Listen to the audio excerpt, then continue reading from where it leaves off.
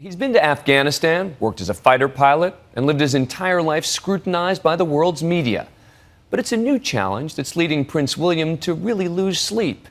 Yes, little George, his new baby, instilling a healthy dose of fear in the young prince that he's never dealt with before. The first portraits of the king-to-be were released tonight as William opens up for the first time about the far more pedestrian challenges of being a pop. Here's ABC's Lindsay Davis. There he is, Prince George, the new heir to the British throne, eyes closed and fast asleep. He was just days old when his maternal grandfather, Princess Kate's father, Michael Middleton, snapped these first public photos in the garden of their family home in Bucklebury, England. And today, another first, Prince William opening up to CNN about his first few weeks of fatherhood. He's a little bit of a rascal, let's put it that way. So he either reminds me of my brother or me when I was younger, I'm not sure. But he's doing very well at the moment. And a second snapshot with the family dog, Lupo. The prince says there's no family rivalry between the two just yet. For me, Catherine and now little George are my priorities, and Lupo. He's coping all right, actually. I mean, as a lot of people know who've got dogs and bringing newborn back, they take a little bit of time to adapt. But no, he's been all right so far. He's been slobbering sort of around the house a bit, so he's perfectly happy. In his first royal appearance, baby George practically shut down the City of London.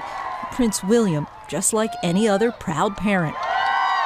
I think I was on such a high anyway, and so was Catherine, about George, that really we were happy to show him off to whoever wanted to see him. As any new parent knows, you're only too happy to show off your new child and, you know, proclaim that he's the best looking or the best everything. This modern couple wants to show the world they're normal parents. You know, it's one of those things, and it's nice that people want to see George. So, I'm just glad he wasn't screaming his head off the whole way through. Well, I think Prince William and Kate, they try very hard to maintain their private life. It's very important to them. They were living up in Anglesey for over 3 years and going to the cinema and visiting the local co-op supermarket. And they do try and fiercely protect this private life that they have. But, you know, when they're back in London, they are in the public eye, under the glare of the world's media. And, you know, releasing a photo like this is their way of trying to put across that they are a normal family, or as normal as possible. Prince William wants to be a hands-on dad, from putting the car seat into place in front of the world. I had to practice, I really did. I was terrified that I was going to do some, it was going to fall off, or the door wasn't going to close properly. To driving his wife and new son home from the hospital. Well, the fact that Prince William had to put the future King of England in the car seat in the back of the Range Rover under the glare of the world's media was a pretty surreal situation. But William is keen to try and stamp a sense of normality on what is essentially not a normal situation. But he's fiercely protective of his family and his private life, and trying to do things in his own way is very important to him. I think the last few weeks for me have been very different emotional experience, something I never thought I would feel myself. And I find, again, it's only been a short period, but a lot of things affect me differently now. There are many differences from when and how Prince William was raised. Take the formality of the baby pictures. Quite a relaxed setting with Prince George compared to this photo of a considerably older Prince William after his christening with his father and mother, Princess Diana. These newly released baby pictures of Prince George come less than 2 weeks shy of the 16th anniversary of her death. And once again, conspiracy theorists are reveling in fresh allegations that Princess Diana and her companion, Dodi Al-Fayed, were not killed in a car crash, but they say were murdered by British special forces.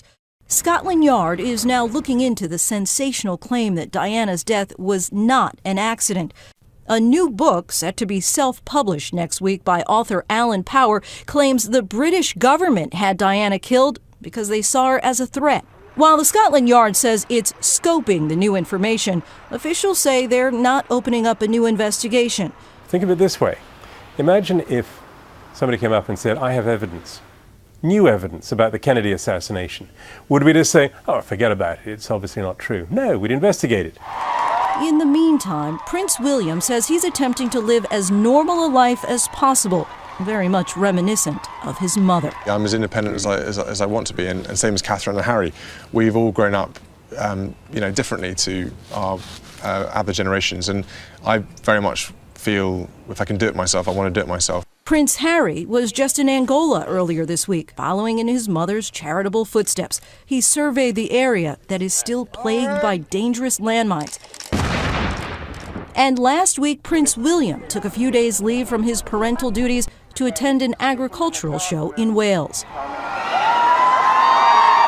But he's already beginning to sound more like a dad than a prince. And let's face it, how many princes change diapers? Prince William calls it a badge of honor that he was the first to change baby George's diaper, or as they call it in the UK, a nappy. I wasn't allowed to get away with it. I had every midwife staring at me going, you do it, you do it.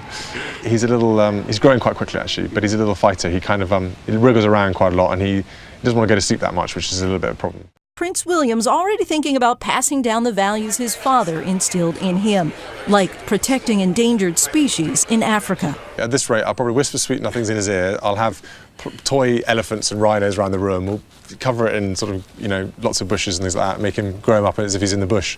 That is, until he's old enough to take him on a royal safari. But that's the least of his concerns for now. At the moment, the only legacy I want to pass on to him is to sleep more and maybe not have to change his nappy quite so many times. But don't be fooled by baby George's quiet slumber in this photo. Well, as a few fathers might know, I'm actually quite looking forward to going back to work now. For Nightline, I'm Lindsay Davis in New York.